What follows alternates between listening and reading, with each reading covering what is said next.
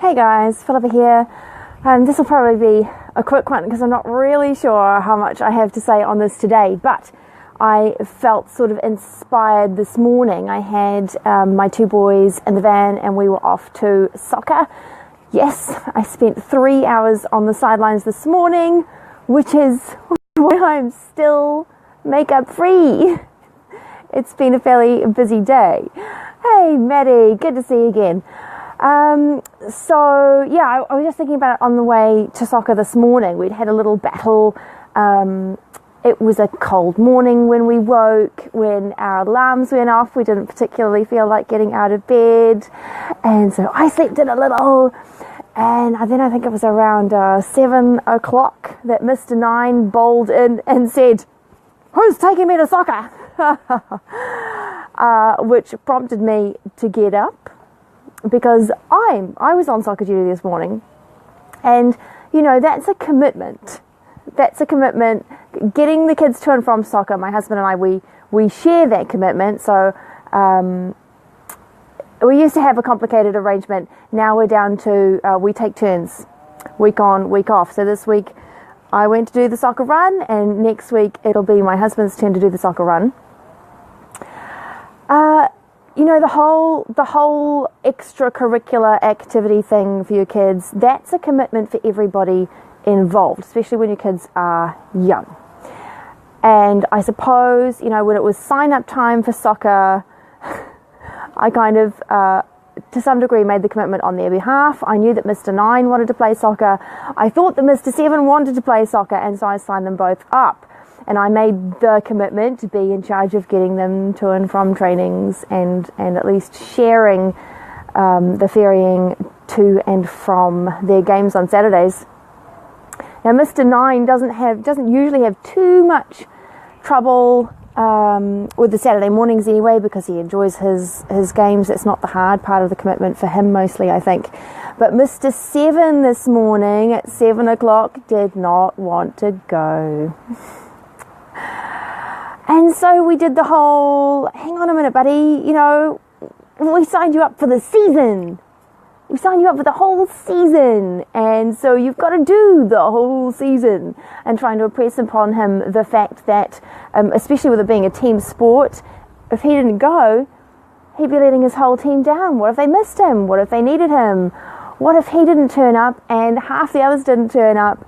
And so they didn't have any subs, or they didn't have enough players on the field. We do actually see that a fair bit. Not necessarily on our teams, but certainly on other teams. He's only 7, so I'm not sure how much of that really went in. About 7 years old is around about the approximate time that you expect most children to get to what we call the age of reason. And that is the point at which they have the use of their own reason, and we can reason with them, right?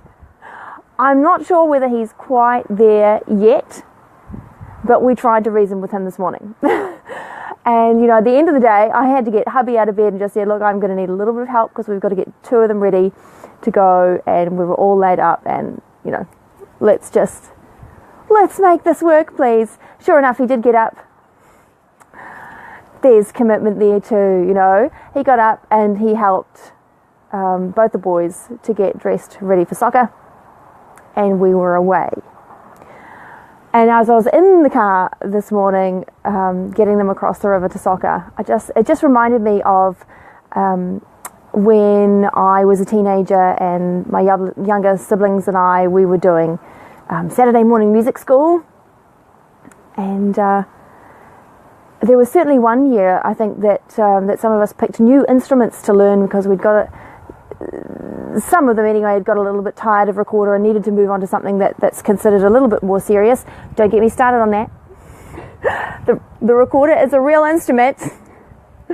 I won't go into that now, but if you want to argue that with me, we can do that later.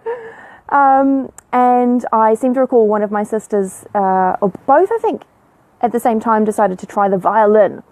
And one of them decided a few weeks in that it really wasn't for her.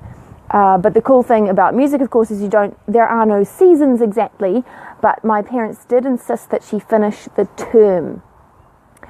And I specifically remember that, and I think that's obviously stayed with me. So that helped to give me a sense of commitment as a young person, that when you start on something,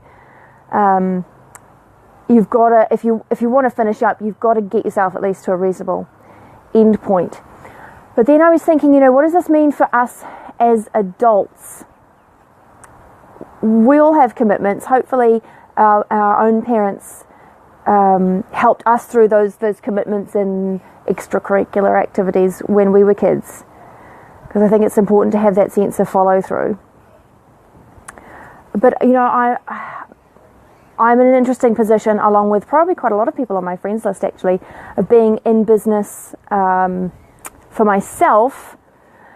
And I think a lot of you will know that one of the difficulties of being in business for yourself, or running your own business, is that there's not some manager behind you keeping an eye on your level of productivity and making sure that you're doing X, Y, and Z.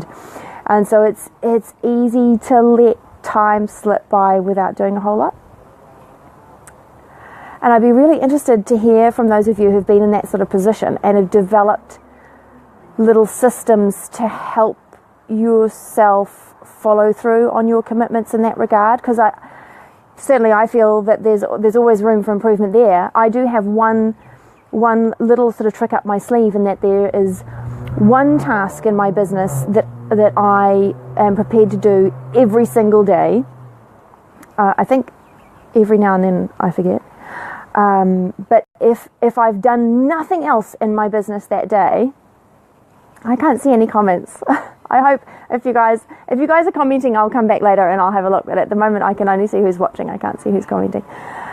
There is one task that I will. If I've got to bedtime at the end of the day, and I know that I haven't done enough, or haven't done, heaven forbid, anything to move my business forward that day, there is one task that I will make sure that I do before I go to sleep that night.